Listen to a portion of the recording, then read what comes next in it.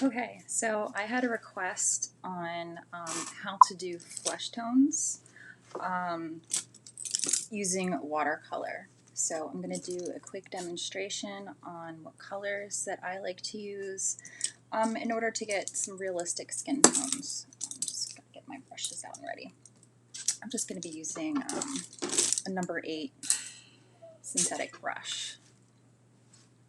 Okay, so I have my palette right here, which is a complete disaster, and that's okay because I'm a complete disaster. So let's start off with some of the easier flesh tones to do, and those would be the darker skins. So I like using some burnt umber or translucent brown, and you can get really beautiful deep skin tones. This one, let me see what this one is. This one is Holbein Burnt Umber, and this would be for someone with definite warm undertones. And the more water you add, the lighter it will become, so you can get your first, second, and third values. And the more concentrated that you use the paint, the darker, of course, the value would be.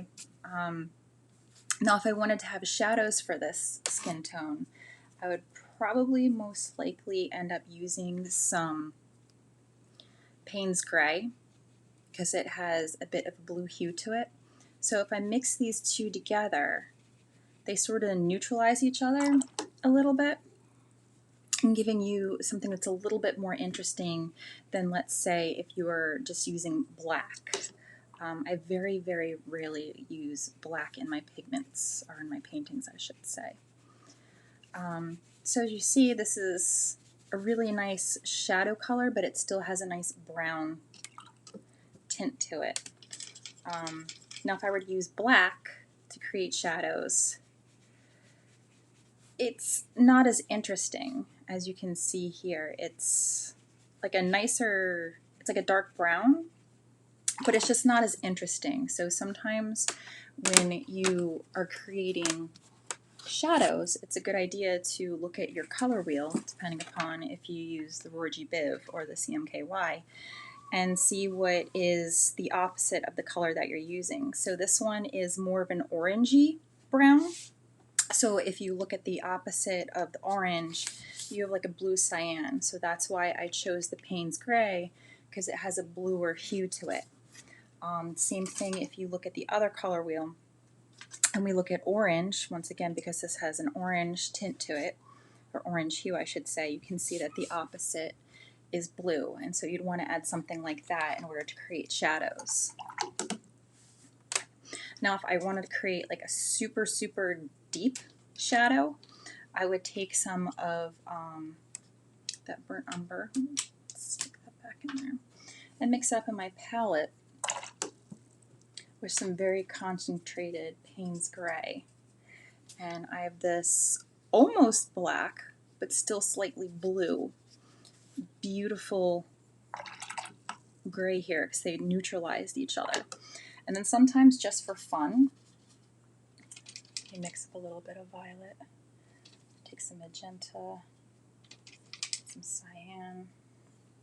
I'll even throw in a little bit of like a cool violet in there for part of the shadows, and that makes things pretty interesting. Also, another tone or hue that I like to throw in if I'm using deep brown skin tones is like an olive green. So this green that I'm using is sanguine green. Or no, it's not sanguine. This one is Genuine Serpentine from Daniel Smith. And as you can tell, I really like it. I used a lot of it in my last painting. And this just complements it so beautifully, and giving you some unique olive tones. So, you know, when someone says they have olive tone skin, you can mix a little bit of your burnt umber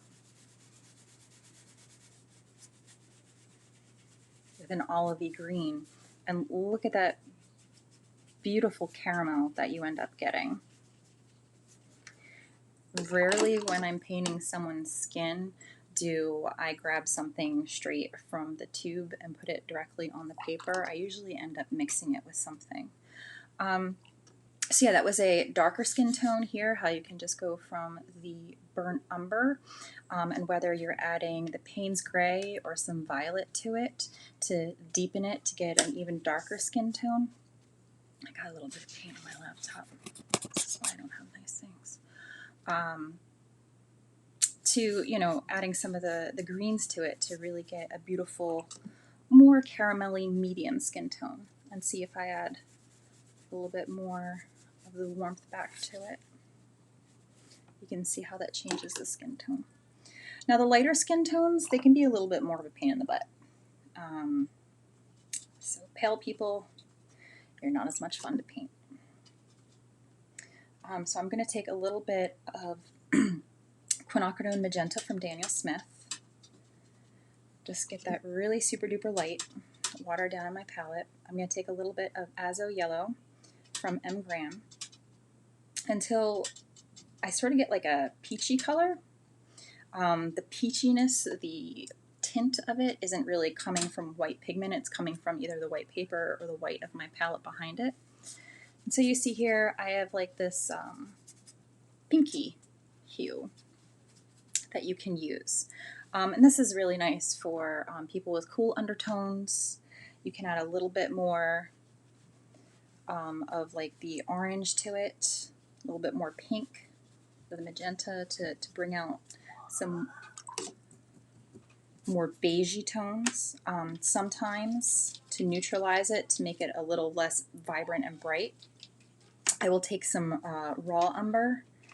This is one of my favorite ones. This is, oh no, I didn't mark it. No idea what brand this one. Oh, this is the one my students made me. So this is some raw umber. As you can see, it's a very clay-like color. It can be like a little bit on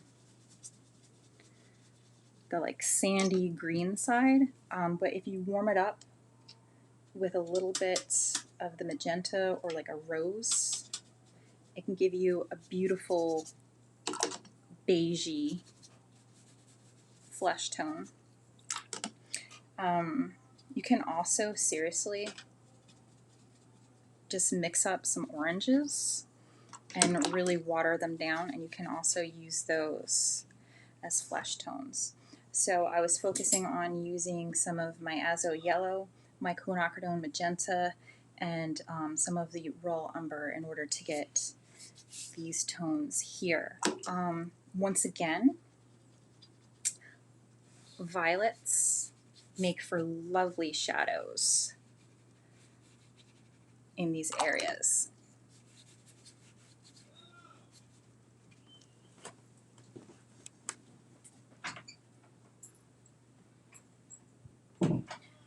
Sorry, I just had to let the dog out. My kids are going to be taking her outside for a walk.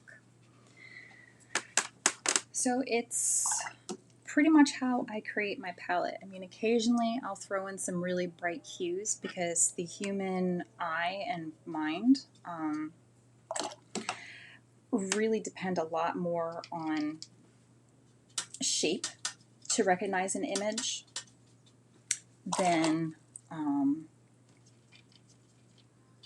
the colors of something. Because, I mean, your body or your brain, like if you look at an apple, regardless if it's a green apple, a red apple, or a yellow apple, really your body goes on the shape that it sees. So you can see here I did some of the yellow and the magenta, a little bit of this other brand here. Once again, I didn't mark it.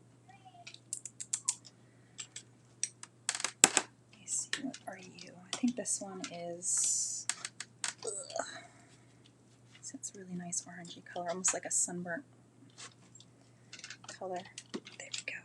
This one is Schminke Raw Umber.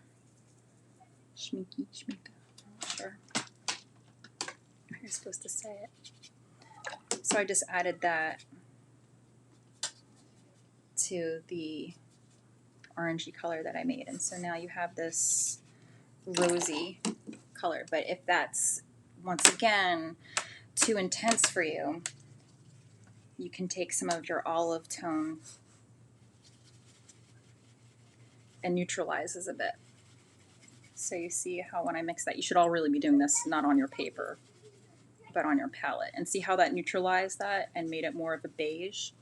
Once again, because if you look at the color wheel, the magenta goes opposite of that green. And we actually created more like a red magenta, so green cyan. And once again, it was more of like a red violet that I was sort of mixing according to the Roy G. Biv color wheel. And so you'd need to use more of a yellow green. So that's why I chose one of the greens on my palettes in order to neutralize the skin and get this more beigey, flesh-like tone. So yeah, that is pretty much how I mix up my palette when I'm painting skin. I usually like keeping things very vivid and bright just because that's what I like. But you know, if you want to do a more neutralized skin flesh palette, then you just have to start working with the opposite color so that you can neutralize some of that intensity out of the color. All right, I hope that helps. And yeah, leave any questions or comments or any other colors you need me to mix for you. I really enjoy color theory.